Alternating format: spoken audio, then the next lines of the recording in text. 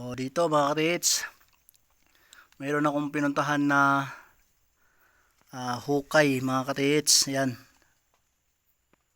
hukay ito ng kasamahan nating treasure hunter na wala na. So bali yung hukay na dito mga katits ay dalawa. Yan, mayroon pa dyan. So ito mga katits, itong hukay na ito ay nasa 7 meters. So mapapansin nyo yan mga katits, yan sobrang lalim yan mga katits, 7 meters.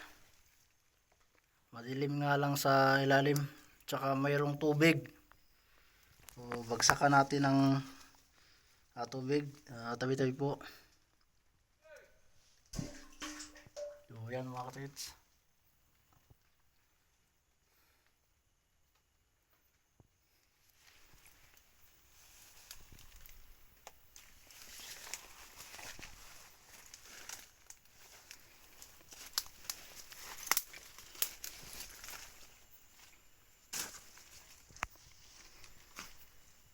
So mayroon pa dito mga katiits ito.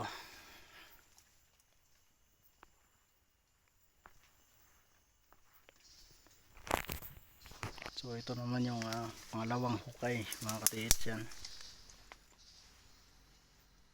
malalim din ito mga katiits. So yan, ito yung sobrang lalim mga katiits.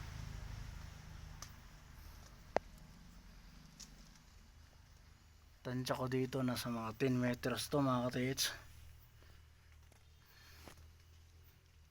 So yan, hindi kita yung ilalim. So ito yung pangalawang hukay mga katiits.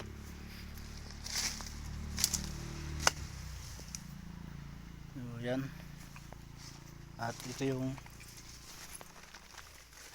isa pang hukay.